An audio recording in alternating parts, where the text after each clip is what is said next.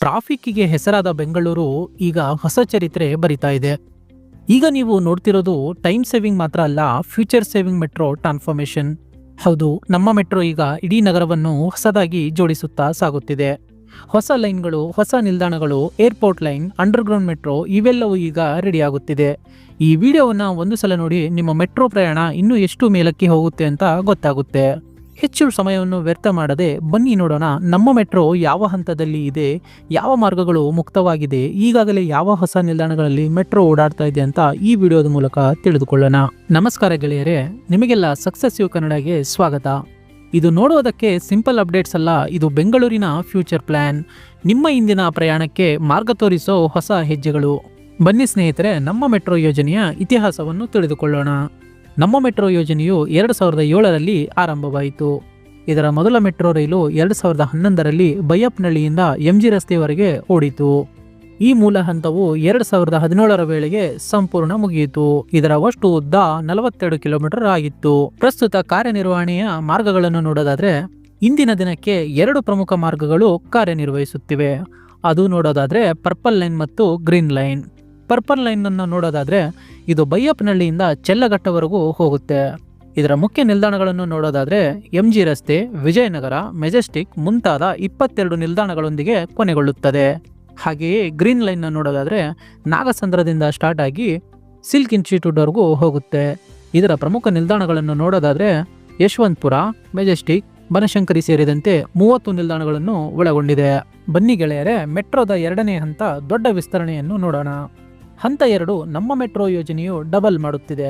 ಒಟ್ಟು 72 ಕಿಲೋಮೀಟರ್ ಉದ್ದ, 62 ಹೊಸ ನಿಲ್ದಾಣಗಳು. ಇದು ಬೆಂಗಳೂರಿನ ಸಂಚಾರದ ಮುಖಛಾತ್ರವೇ ಬದಲಾಯಿಸುತ್ತಿದೆ.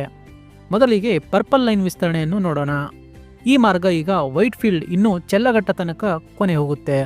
2023ರ ಮಾರ್ಚ್ನಲ್ಲಿ ವೈಟ್ ಫೀಲ್ಡ್ನ ವಿಸ್ತರಣೆಯು ಓಪನ್ ಆಯಿತು ಮತ್ತು ಚೆಲ್ಲಘಟ್ಟ ವಿಸ್ತರಣೆ ಇತ್ತೀಚೆಗೆ ಸೇರ್ಪಡೆಯಾಗಿದೆ.